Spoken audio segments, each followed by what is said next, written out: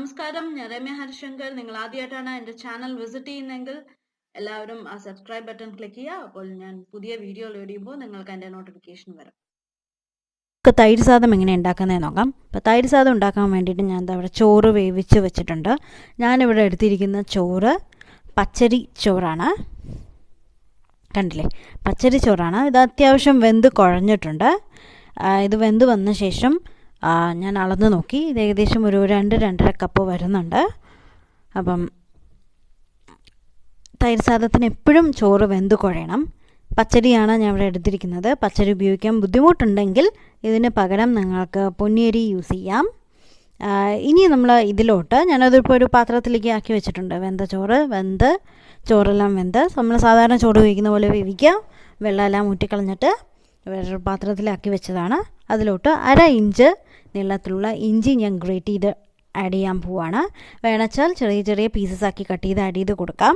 ഞാൻ ഇപ്പോൾ ഗ്രേറ്റ് ചെയ്ത് ആഡ് ചെയ്യുന്നത് എന്തുകൊണ്ടാണെന്ന് വെച്ചാൽ എനിക്ക് പീസസ് ഇഷ്ടമല്ല തൈര് സാദത്തിൽ. ഞാനത് പെറുക്കി മാറ്റി വയ്ക്കും. അതുകൊണ്ട് ഞാൻ ഗ്രേറ്റ് ചെയ്ത് ആഡ് ചെയ്യുകയാണ്.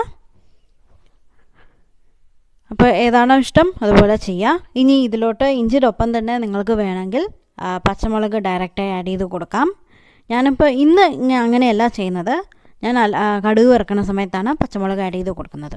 അപ്പോൾ രണ്ടും ട്രൈ ചെയ്ത് നോക്കുക. ഏതാണ് നിങ്ങൾക്ക് ഇഷ്ടമെങ്കിൽ അത് ഫോളോ ചെയ്യുക.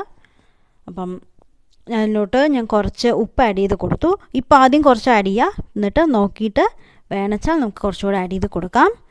പിന്നെ നമുക്ക് ഞാനൊരു വലിയ 2-2.5 ടേബിൾ സ്പൂൺ തൈര് ആഡ് ചെയ്ത് കൊടുത്തു. അതിൻ്റെ ഒപ്പം തന്നെ 1 ടേബിൾ സ്പൂൺ പാൽ കൂടെ ആഡ് ചെയ്ത് കൊടുക്കുക. അപ്പോൾ നല്ല ടേസ്റ്റ് വരും. അതിൻ്റെ കൂടെ തന്നെ വേറൊരു സാധനം കൂടെ നമുക്ക് ആഡ് ചെയ്ത് കൊടുക്കാം. ആ ഒരു ഫ്ലേവറിന് വേണ്ടിയിട്ട് വെണ്ണ, 1 ടീസ്പൂൺ വെണ്ണ ഞാൻ എടുത്തിട്ടുണ്ട്. അതുകൂടെ ആഡ് ചെയ്ത് കൊടുക്കുക. എന്നിട്ട് നമുക്ക് ആദ്യം ഞാൻ ഫോർക്ക് കൊണ്ട് മിക്സ് ചെയ്യാൻ പോവുകയാണ്.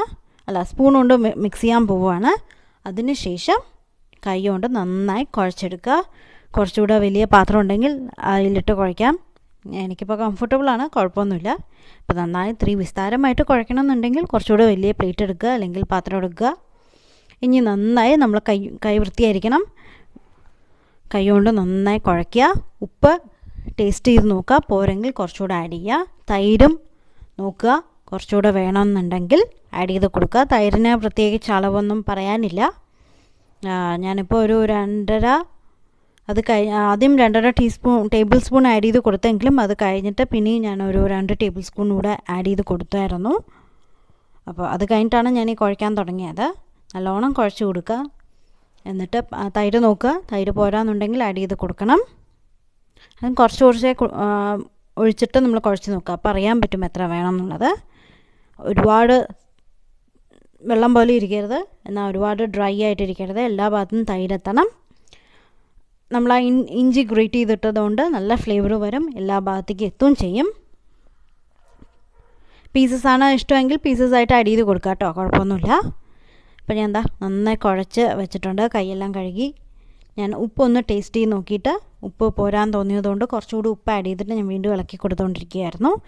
അപ്പോൾ നമുക്കിത് തൽക്കാലം ഒന്ന് മാറ്റി വയ്ക്കാം. എന്നിട്ട് കടുക് വറുക്കേണ്ട സാധനങ്ങൾ എന്തൊക്കെയാണെന്ന് നോക്കാം. വളരെ എളുപ്പമാണ്. നമുക്ക് വെളിച്ചെണ്ണയിലാണ് നമ്മൾ കടുക് വറുക്കേണ്ടത്. ഞാനൊരു ചീനച്ചട്ടി വെച്ചിട്ടുണ്ട്. ചീനച്ചട്ടിയിലോട്ട് വെളിച്ചെണ്ണ ഒഴിച്ചിട്ടുണ്ട്. ഒരു ഏകദേശം 2 ടീസ്പൂൺ വെളിച്ചെണ്ണ ഒഴിച്ചിട്ടുണ്ട്. വെളിച്ചെണ്ണ ചൂടായി കഴിഞ്ഞ് കഴിഞ്ഞാൽ തൈര് സാദത്തിന് എപ്പോഴും വെളിച്ചെണ്ണയാണ് കേട്ടോ ടേസ്റ്റ്. അപ്പോൾ എണ്ണ ചൂടായി കഴിഞ്ഞ് കഴിഞ്ഞാൽ നമുക്കതിലോട്ട് കടുക് ആഡ് ചെയ്ത് കൊടുക്കണം. അപ്പോൾ എണ്ണ ചൂടായിട്ടുണ്ട്. ഞാൻ അതിലോട്ട് ഏകദേശം 2 ടീസ്പൂൺ കടുക് ഞാൻ ആഡ് ചെയ്യുന്നുണ്ട്. ഇതിന് മുമ്പ് വീഡിയോ കണ്ടിട്ടുള്ളവരാണെങ്കിൽ അറിയാൻ പറ്റും, എനിക്ക് കടുക് വളരെ ഇഷ്ടമാണ്. അതുകൊണ്ട് ഞാൻ ആഡ് ചെയ്ത് കൊടുത്തതാണ് 2 ടീസ്പൂൺ. കടുക് ഇത്ര ഇഷ്ടമില്ലെങ്കിൽ ഇത്ര ആഡ് ചെയ്യണ്ട കേട്ടോ, കുറച്ച് ആഡ് ചെയ്താൽ മതി. അപ്പോൾ അത് നോക്കിയിട്ട് ആഡ് ചെയ്യുക. അപ്പോൾ ഞാൻ ചെയ്യുന്നത് ഞാൻ പറഞ്ഞു എന്നേ ഉള്ളൂ. അപ്പോൾ കടുക് ആഡ് ചെയ്തു. കടുക് പൊട്ടിക്കഴിഞ്ഞ് കഴിഞ്ഞാൽ നമുക്കിതിലോട്ട് ഉഴുന്ന് ആഡ് ചെയ്ത് കൊടുക്കണം.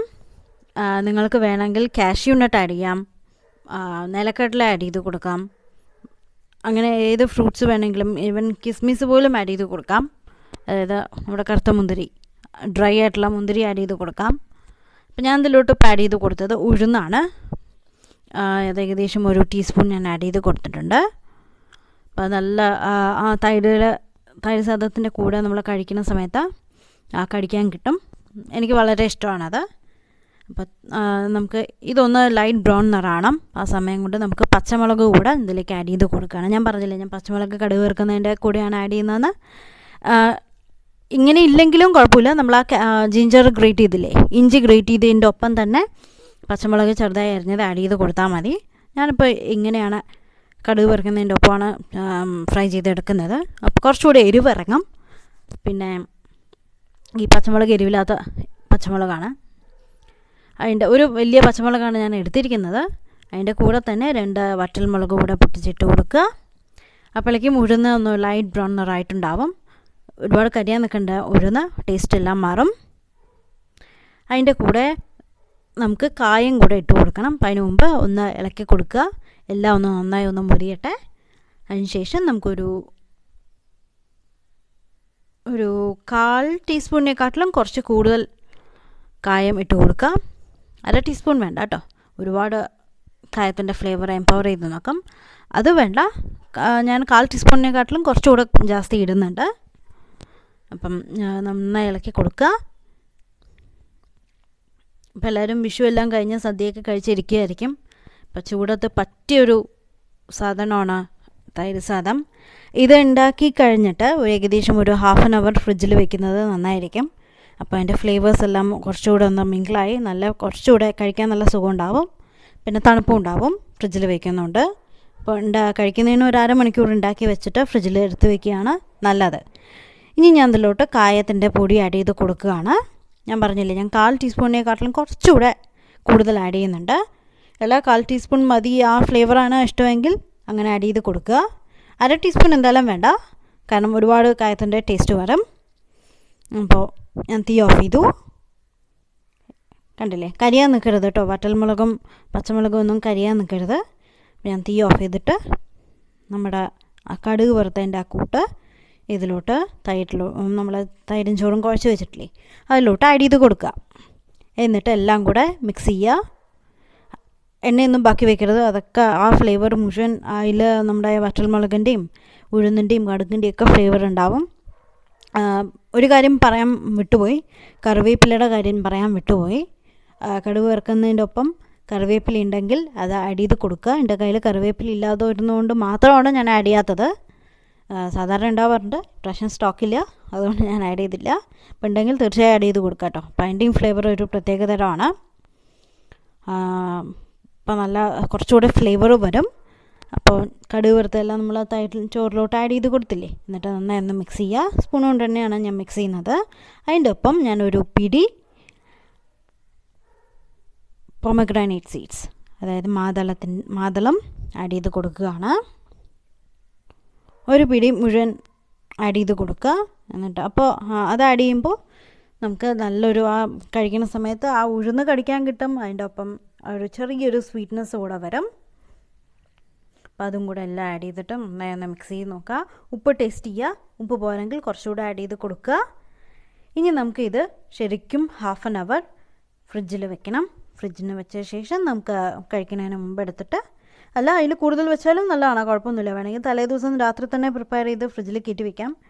പിറ്റേ ദിവസം കഴിക്കുന്ന സമയത്ത് ഒരു മണിക്കൂർ മുമ്പ് എടുത്ത് വെച്ചാൽ മതി. അപ്പോൾ ആ തണുപ്പ് നിൽക്കുകയും ചെയ്യും, ഓവർ തണുപ്പും ഉണ്ടായിരിക്കില്ല. ഇപ്പോൾ ചൂടത്ത് പറ്റിയൊരു ഐറ്റമാണ് തൈര് സാദം. അപ്പോൾ അതെല്ലാവരും ട്രൈ ചെയ്ത് നോക്കണം.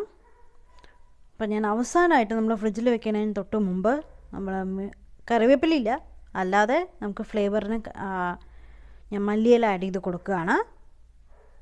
കറിവേപ്പില ഉണ്ടെങ്കിൽ അതും ചേർത്ത് ആഡ് ചെയ്ത് കൊടുക്കുക. എന്നിട്ട് മല്ലിയില ചെറുതായി അരിഞ്ഞതാണ്, അത് ഏകദേശം ഒരു 2 ടീസ്പൂൺ ഉണ്ട് ഞാൻ പരിഞ്ഞ് വന്നത്, അതും കൂടെ ആഡ് ചെയ്ത് കൊടുത്തിട്ട് നന്നായി ഇളക്കുക. ഇനി നമുക്കിത് ശരിക്കും ഒരു 1/2 hour, ഞാനിപ്പോൾ 1/2 hour കഴിഞ്ഞ് സെർവ് ചെയ്യാൻ പോവാണ്. ഉച്ചയ്ക്ക് ഇത് ഉച്ചയ്ക്കാണ് ഉണ്ടാക്കിയത്. പക്ഷേ